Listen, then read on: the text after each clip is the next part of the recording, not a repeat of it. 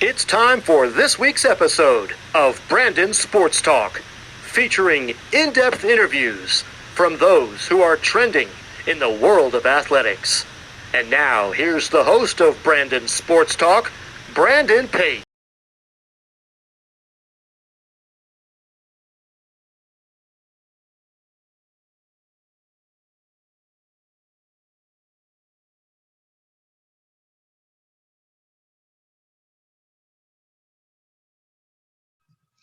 Welcome back to Brandon Sports Talk. In today's episode, I have the privilege to interview Arketa Banks, who is a Western Carolina football assistant coach along with a recruitment coordinator.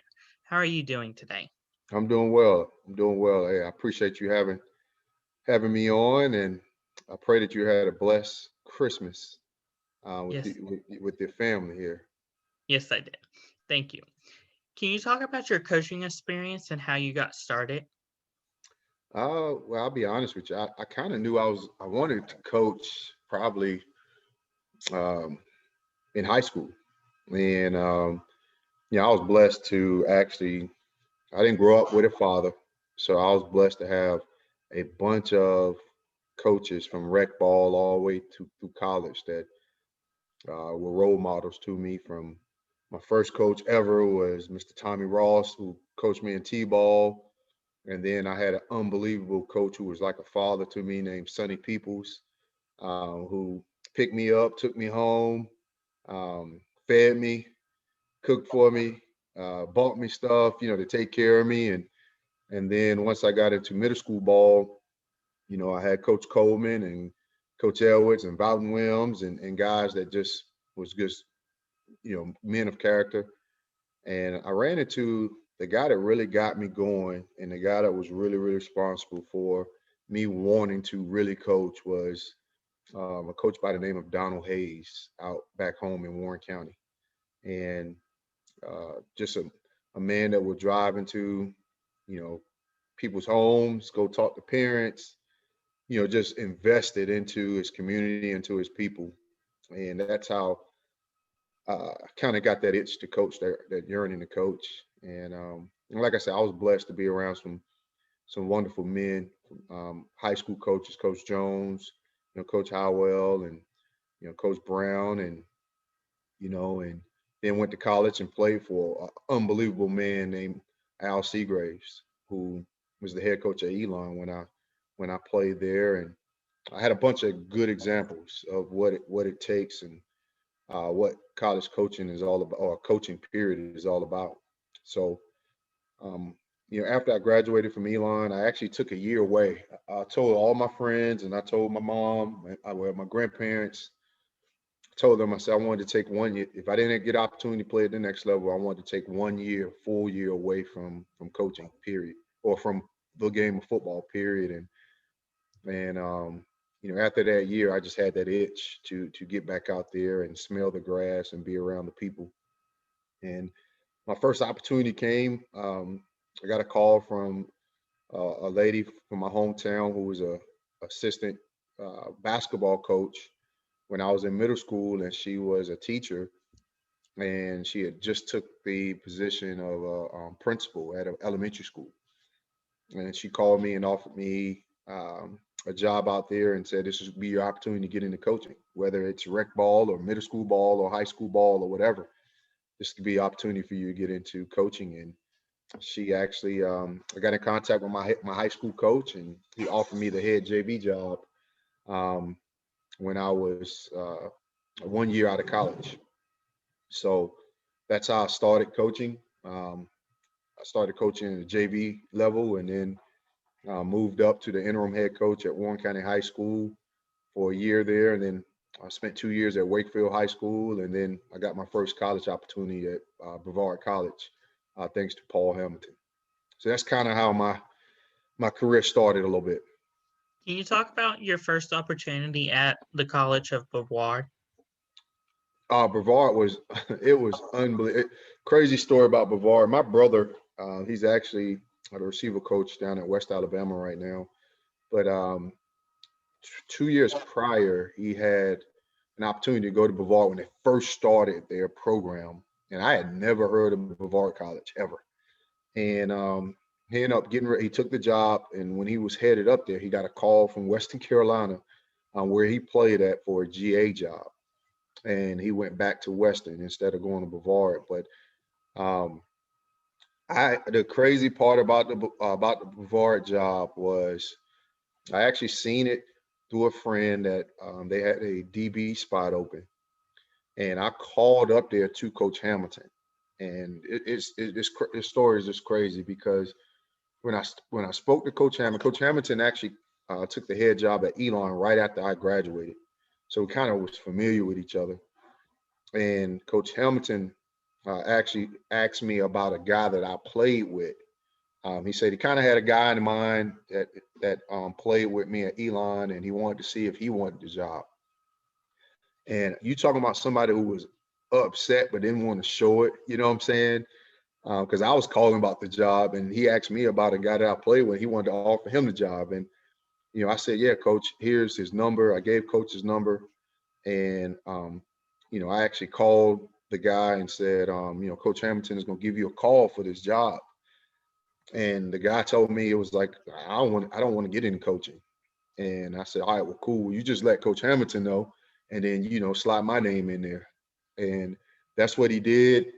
And Coach Hamilton called me back and invited me up for an interview, and I went and interviewed and sat down with Coach Ham, and he offered me the job that day. So that's the crazy story about how my college career got started. Can you talk about what you've accomplished at Lenoir-Rhyne?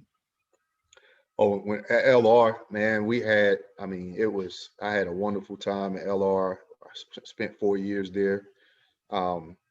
My first year there, Coach Mike Houston and those guys had just left and took those guys to the national championship.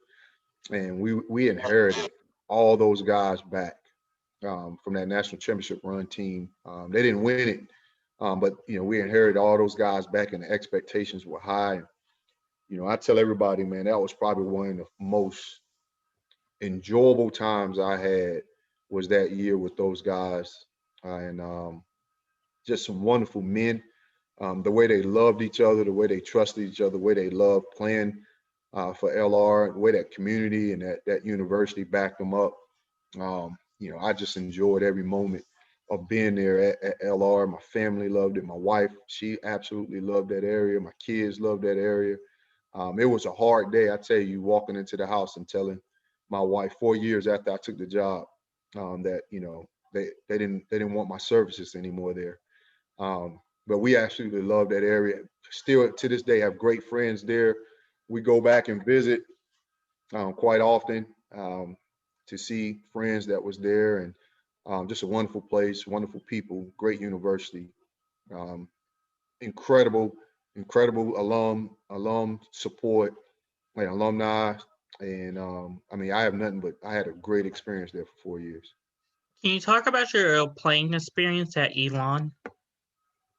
Yeah, Elon, it's funny because everybody asks me, when people ask where did I go and I say Elon, everybody think of Elon right now, and what Elon is now. And I tell everybody Elon wasn't that when I first went there. It was, I think we were the first class to actually transition. We was a transitional group of players. Um, Elon had transitioned to the 1AA, the FCS level. We was transitioning from Elon College to Elon University. It was transitioning from, the Elon Fighting Christians to Elon Phoenix. So it was a bunch of transitioning going on. And I played with a bunch of great dudes. I played for a bunch of great guys who are extremely successful in this profession right now. I play with a bunch of successful young men now who are successful now, but just had a great time. Played some top tier competition at the FCS level, and I was a part of the class that part of a group that actually got to play in the old stadium and also played in the new stadium. So I had a wonderful time there. My 4 years, met some really, really great people. Um, was fortunate to graduate from a really, really great and special university. And I'm proud to say I'm an Elon Phoenix. Can you talk about your coaching experience at Elon and what that was like? My coaching experience at Elon. Mm-hmm. Well, I have not coached at Elon. I just played there, and I pray, one day, of course, everybody pray that they have opportunity to coach at their alma mater, and but I can't say enough about what Coach Trish and those guys are doing out there, and what the AD and the president, how that program has really, really expanded and grown, since I've been coaching. And, just the things they've done with the investment to the program and, making the transition from the SoCon to the CAA and being very, very competitive in that league is a testament of, and I'm a proud alum. I tell my players all the time, after our game, I'm gonna look one. I'll tell you what I'm gonna immediately do as soon as I get on the bus after our game, or if I get back into my office, I'm gonna look and see how did my boys do, how did Elon do. So I love that place. Can you talk about your experience at Gardner Webb as the running back coach and recruitment coordinator? Yeah, I mean it was. I tell you what, Coach McCray and Chuck, their AD there, I couldn't have asked for a better opportunity. The timing couldn't have been any better. We had just got let go I just got let go at LR, and was really, really down about getting let go there. Really, it was hard to get let go and tell your wife and tell your kids, and your kids immediately start crying. You know what I'm saying? And but it was great when Coach McCray. There's not too many better men in this profession than Coach McCray, and that was a great opportunity to go there and learn from him and spend some time with Coach Nichols and Coach Grimes, the defense coordinator, and Dennis Thomas and Bennett Houston and all those guys who were on that staff, Kenny Ray and my man Taylor Anderson, who's at Carolina now, really, really doing well. And I tell you, I enjoyed all those people there. I enjoyed those players. I still stay in contact with those players right now. Just saying hello to them, just seeing how they're doing. It was just a great experience. I needed Gardner Webb way more than they needed me at that time. I tell you that. Can you talk about what goes on as a recruitment coordinator? Well, I tell you, this COVID has been, it's been different. It's made recruiting different. So you're constantly trying to be creative in how you are presenting the program, and how you presenting your head coach, and how you're trying to stay in contact with them, and how you're trying to recruit them without being able to see them face to face. So we rely a lot on, it's a combination of all of us being together and kind of making this thing work together. I'm fortunate to coach for a great man who's known throughout this country, especially southeastern part of this country, as a well-respected, Christian valued, just a great dude. So a lot of coaches, it's an easy call. It's an easy sell when you call coaches about kids, and first thing they're gonna say is, Tiger, how's Tiger doing? And that's Coach Mark Spear, and then we have some, in the state of Georgia, we have some guys who are really, really known out in the state of Georgia. We have some guys who are really, really known out in the state of North Carolina and South Carolina. So, being a recruiting coordinator, especially during this COVID time, has been, let's find creative ways to kind of present our program and talk about our program to prospective students. And, let's make sure, we hit the guys who we have great relationships with as far as head coaches, and spend some time talking to them. Can you talk about how important it is as one of the only North Carolina schools that is also North Carolina versus South Carolina, like right on the borderline? How important is it to get, of course, your North Carolina players, but also get like the South Carolina players that are on the border? Well, it's extremely important. I'm a North Carolina guy. I'm born and raised from Warren County, out east in North Carolina. So I'm biased towards that area. I know there's a bunch of players out there that don't get looked at. So I think it's very important in recruiting North Carolina and make sure we get our name. Those people out east know that Western Carolina wants you to travel out here.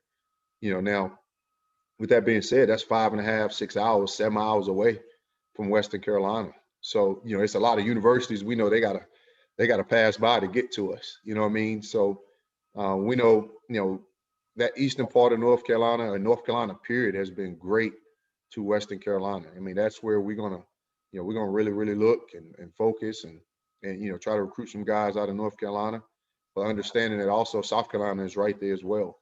And so the structure of our staff is, we have some guys who have some deep roots in the state of South Carolina. And, with Coach Wright, Reuben Wright, was a high school coach down in South Carolina. So he's very, very well connected. And we want to use our connections. And that's, especially with in this COVID world of recruiting now, it's all about connections. And, just making sure we get guys who know guys and trust guys, getting them in contact with get with whoever they need to get in contact with, and finding the right players that fit Western Carolina. You know what I mean? That may not be the most sexiest guy on film that fit Western Carolina. It's just it's all about the fit, finding the right guy that fit our culture and what we're trying to build here, and what Coach Spears' vision is all about. So recruiting the state of North Carolina is vital. It's important because we are in North Carolina. We don't want to lose out on kids that's in our area. But at the same time, we understand where we are as well. What is the day-to-day life as a recruitment coordinator? Well, again, COVID has kind of made it a little different. As the coordinator, you try to spend a lot of time in, just making sure you get the right personalities in the right areas to recruit, and where people can be use their value the most, and finding the right person that can fit in the area that that you want them to recruit. And when they go in there, they can relate to the kids. They have their story similar to that demographic that they're going into. So you spend a lot of time. I tell you what, spend a lot of time on emails. Answering emails, shooting emails to the right coach, taking phone calls, making sure you respond to every phone call that you get, every voicemail that you get. As well as, all right, let's be guys. Collectively, let's recruit guys and let's write guys, and let's make sure that we get on the calls with the guys, and trying to get that all set up and organized. And the great thing about it is I work for someone who was a recruiting coordinator before, so he understands it. So he has great ideas, and he has great thoughts, and there's quite a few guys on our staff who has held that position. So you try to bounce things off of them and get ideas from them. And the thing I like the most about recruiting, and I'm a huge guy about, we all recruit, the individuals that we're recruiting. It's a tag team deal. We're going to tag team it, and, we're going to use all our ideas to try to be successful, because it's all about us. I mean, it's all about, we all got something invested in this. Can you talk about the official visit process and what that's like at Western Carolina? Well, at Western, the thing that we try to sell is we try to sell us, and we try to sell who we are as individuals and as coaches. We understand where we are in Western Carolina, so relationships is vital. And Western Carolina is a relationship place, and Coach Spears is a relationship man. So when we get individuals up on official visits, it's all about, we want to spend as much time as we can with them so they can see who we really are, what we're about, what Coach Spears' vision is about, how Coach Spears is all about not just a 4-year, commitment. His thing is about more than a 4-year commitment. He's about a 40-year commitment. And, I tell this story all the time. I tell guys I'm a prime example of a 40-year commitment. When I signed at Elon, Coach Spears was there, and I'm about to be 40 here in April. And that's 22 years of Coach Spears being involved in my life, So, from every job that I've gotten, Coach Spears has been involved in it. And, I'm that prime example of how important it is to make a decision on someone who's going to be involved in your life after you finish playing ball. So, That's one thing we try to sell here at Western Carolina is we try to sell, the relationships and who we are and, what we about and, spending as much time with that individual as possible to make sure that it's a fit on both ends, not just off of just film and game film. It's all right. Do he fit our culture? Does he fit, what we're about? And does he fit what our team is about? Whenever it comes to the official visits, do players get to try on jerseys, of course, before COVID? Yeah, definitely. And that's become a big thing, the swag, and, guys being able to put that on and kind of get a picture with their family and get a feel of what it feel like to put our uniform on. And honestly, we get to see what they look like in our uniform, you know what I mean? So that's become a big thing, a big thing for the prospects is putting on that uniform, putting on those cleats and kind of getting dressed up and taking those photos. What advice would you give upcoming high school athletes that are looking to get recruited into college? The thing I'll tell them is I always try to talk to my guys about this. If I could go back to 1998 when I was being recruited, I would have enjoyed 1998, the fall of 1998. I was so worried about the fall of 1999 that I didn't get to enjoy the fall of 1998. You know what I'm saying? So, I tell them all the time, man, just enjoy being a ball player. Enjoy being a high school senior playing ball on Friday nights because there's nothing like it. There's nothing like, putting that uniform on and hearing the band come down and hearing your hometown crowd, cheer and hearing the cowbells and all that stuff in your hometown stadium. Just enjoy being a senior and, enjoy playing football as a senior and everything else will take care of itself. If you just worry about just be where your feet are, if you worry about and staying in now, everything will take care of itself. That next fall will take care of itself. So, that's the biggest thing I would tell seniors, just go play ball, go enjoy playing ball, enjoy the process, enjoy, take every step that you need to in the process. And I promise you, if you handle the process right, everything will take care of itself. Don't be result driven, be process driven. What advice would you give upcoming college coaches or even recruitment coordinators looking to get into college football or college sports in general? The thing I would tell, if I could go back to my young self, honestly, everybody's path is a little different. And, everybody's story is a little different. And, just enjoy your story. And, understand that your story may be different from a guy who started the same time you started or was in the same similar situation that you were in. 2 years from now, you may look at him and, you both started out as GAs and 2 years from now, he may be an OC in the SEC and you may still be trying to get your first opportunity. So, just enjoy your process and, understand that your process is your process. Just keep working. As long as you work and you don't give up and you don't quit, your opportunity will come. Those who quit and those who give up, they're the ones that never get their opportunity. So just stay steadfast and believe in what you believe in and just be who you are and be a good person and everything, I promise you, will work out. Where can my listeners find you at on social media along with Western Carolina football program at? Twitter. My Twitter is Arketa _Banks. And in Western Carolina, we have WC football on Twitter. That's where I spend social media. I spend majority of my time on Twitter, especially when it comes to, recruiting. And, it's good to be on there and just kind of see, you kind of get to, see the personalities of who you're recruiting.